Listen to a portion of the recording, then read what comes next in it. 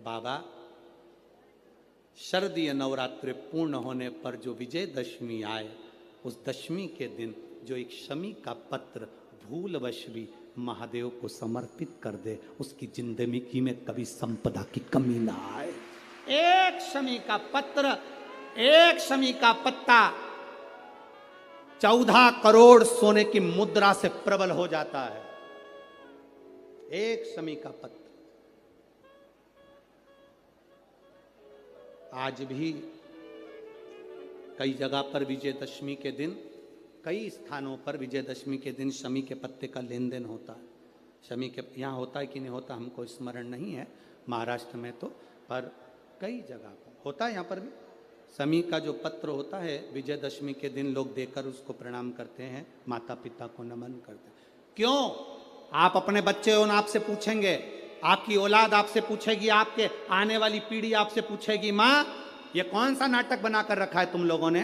शमी का पत्ता दे, शमी का पत्ता ले, मिलने जाओ तो शमी का पत्ता। शमी का पत्ता क्यों लिया दिया जाता है? बच्चे पूछेंगे, आज की पीढ़ी बहुत प्रश्न करती है, उसको उत्तर देना पड़ेगा कि एक पत्ते में 14 करोड़ स्वर्ण मुद्रा का फल होता है। एक शमी के पत्र में आज के बच्चे जो प्रश्न करेंगे, उसका उत्तर देने के लिए तुम्हें तैयार रहना पड़ेगा। उस उत्तर को तुम्हें देना पड़ेगा कि ये शमी का पत्र विजयदशमी पर क्यों लेन देन किया जाता है, शमी का पत्र क्यों शिव के मंदिर में जाता है, शमी के पत्र की मूलता क्यों होती है, इसको समझाना। एक शमी पत्र में वो फल है।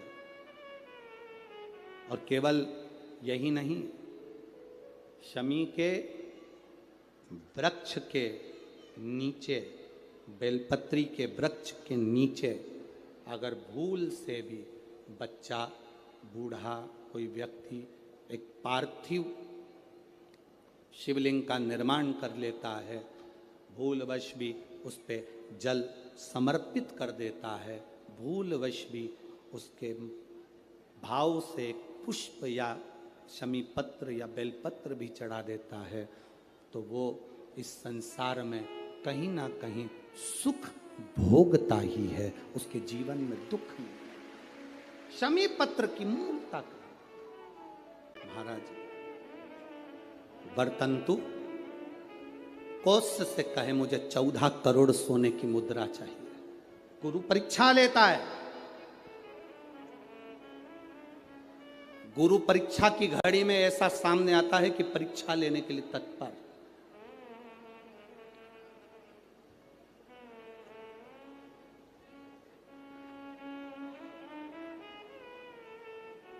ली परीक्षा,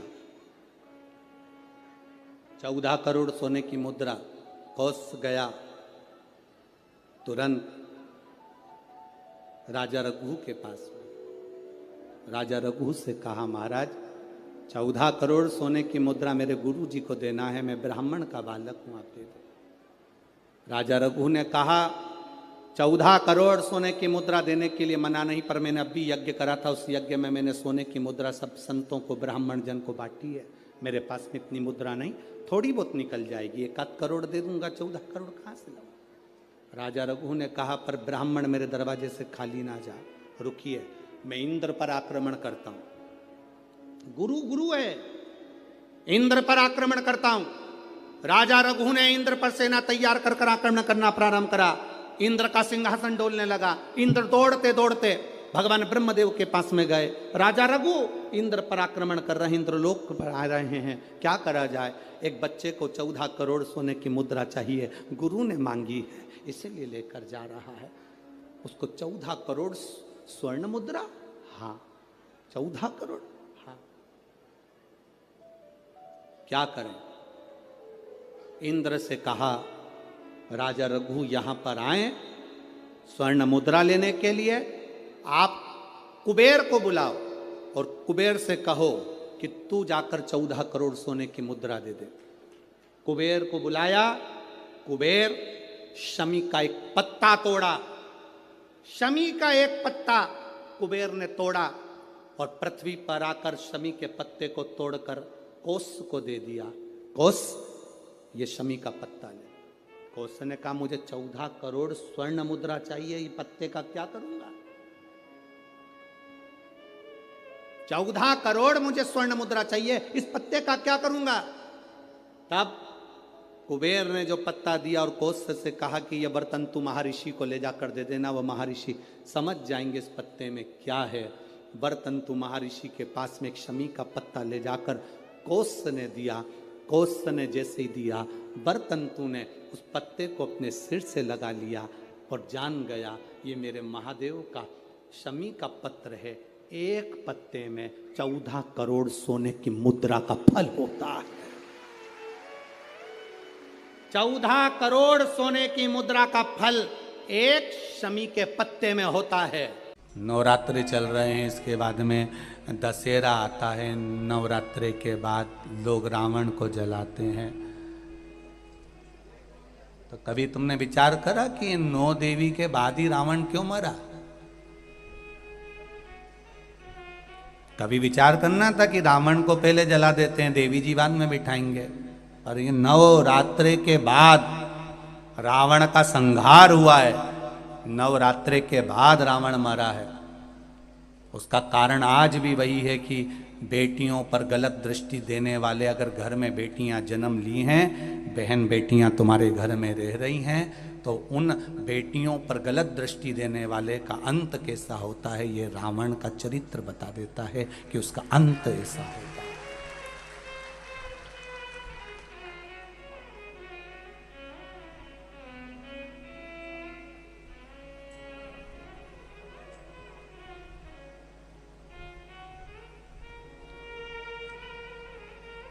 उसका अंत कैसा है?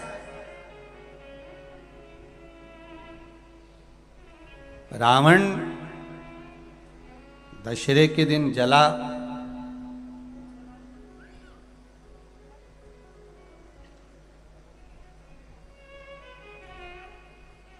दशहरे के दिन जल रहा है। पर एक विचार अपने मन में लेकर आना कि रावण से बड़ी गलती तो कौरवों ने करी थी।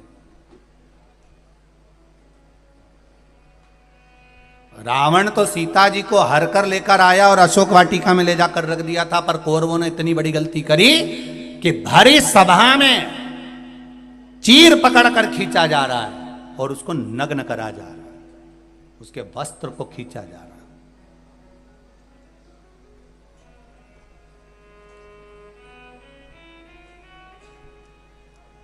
है। रावण से ज्यादा गलती करी है कौरवों ने कि एक नारी को भरी सभा में ले जाकर उसके चीर को खींचकर उसको नग्न करने का प्रयास किया गया। रावण तो सीता को लेकर गया, अशोक वाटिका में ले जाकर रख दिया।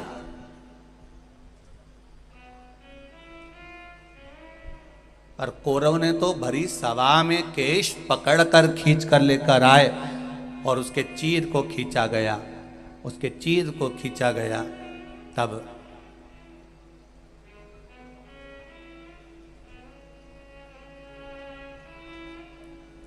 रावण से ज्यादा गलती कौरवों ने करी। उसके बाद भी दुर्योधन का, ना दुशासन का, ना कौरवों के किसी भाई का आज तक पुतला मुतला जलते नहीं देखा अपन ने। तो तुम्हारे मंदसौर वालों ने कहीं देखा हो तो जरूर फोटो खींच के मेरे को भेजना कि कौरवों ने इतनी बड़ी गलती करी थी जितना रावण नहीं करा है। रावण तो सीता जी का हर का लेकर आया और अशोक वाटिका में रख दिया, पर कौरवों ने एक रजस्वला धर्म में रहने वाली, रजस्वला धर्म का तीसरा दिन उसके बाल पकड़कर खींच कर लेकर आए और बाल पकड़कर खींच कर लेकर आकर यहां उसके चीर को खींचा जा रहा है।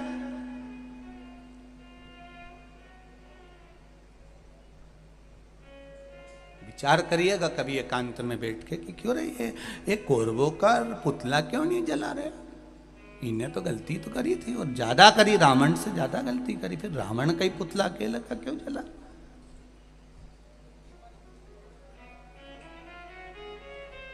और रावण ने तो केवल सीता जी को हरकर अशोक वाटिका में ले जाकर रखा था, फिर इसका पुतला जला और कौरवों का नहीं जला। उसका कारण क्या था? क्या कारण था ऐसा कौन सा कारण पड़ गया था कि रावण का पुतला जलाया गया और कौरवों का नहीं जलाया गया?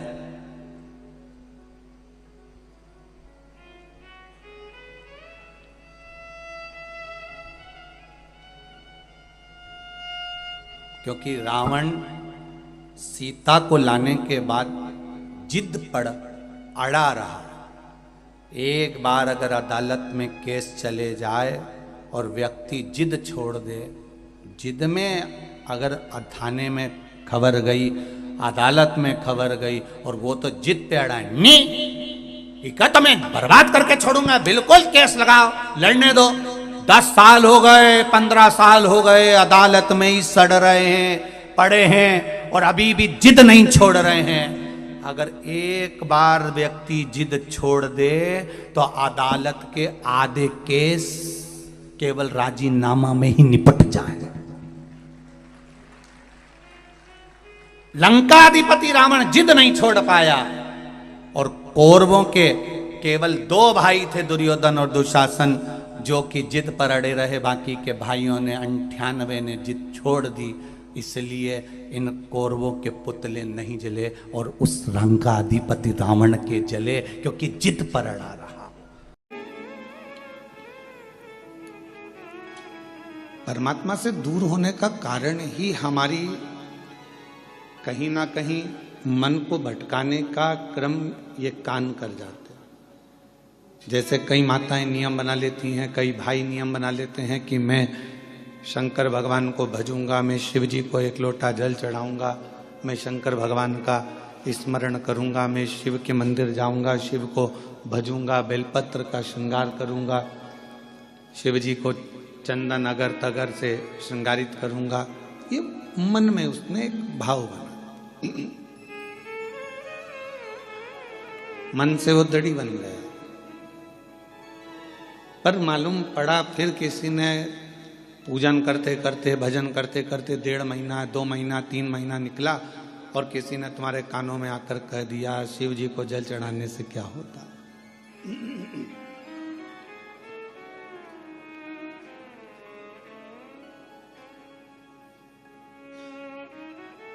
आप तो गलत संगत में पड़े हुए हो,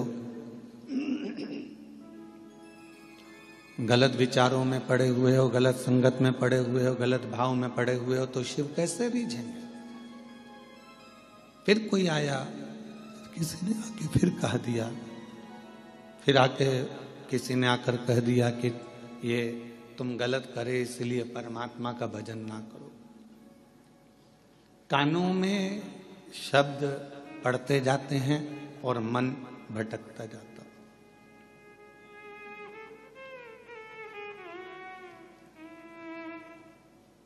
मन भटकता कब है? जब हम गलत लोगों की बातों में आ जाते हैं।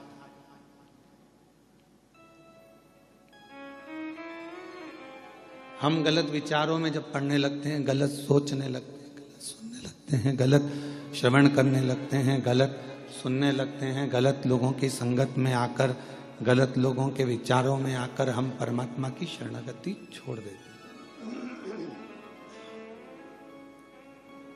भगवान का भजन, भगवान की भक्ति हम छोड़ देते। प्रभु मिलन में सुख है और प्रभु बिछड़न में दुख। जितना हम परमात्मा के करीब में जाते जाते हैं, उतना उतना हमारे जीवन में लोग कहते हैं हम भगवान का इतना भजन करते हैं, हम इतना स्मरण करते हैं, हम इतनी पूजन करते हैं, हम इतनी आराधना करते हैं, हम इतना मंत्र जाप करते हैं, नाम जाप करते हैं, उसके बाद भी हमारी जिंदगी में दुख क्यों आता है?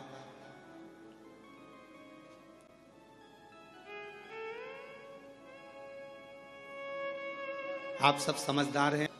कपड़े को यदि साफ करना है तो उसमें सोडा डालना पड़ेगा, सर्फ डालना पड़ेगा, साबुन लगाना पड़ेगा और कपड़े को अच्छा जम के खंगालना पड़ेगा, निचोड़ना पड़ेगा। खंगालोगे, धोगे, पटकोगे, आड़ा टेढ़ा, साबुन, फिर गर्म पानी, फिर सोडा, फिर वापस सरफ और साबुन बार बार लगाओगे, पटकोगे, पछाड़ोगे, तब जाकर वो कपड़ा थोड़ा उज्जवल हो पाएगा। तो आप ये ना सोचें कि भगवान, हम भजन करते हैं, हम कीर्तन करते हैं, हम मंत्र जाप करते हैं, हम माला जाप करते हैं, हम पूजन करते हैं और भगवान हमको ही दुख क्यों दे रहा है? भगवान चाहता है कि तुझे इतना पवित्र कर दूंगा धो धो कर कि फिर संसार सागर में तेरा जन्म नहीं होगा। तू मेरा हो जाएगा और मैं तेरा हो जाऊंगा।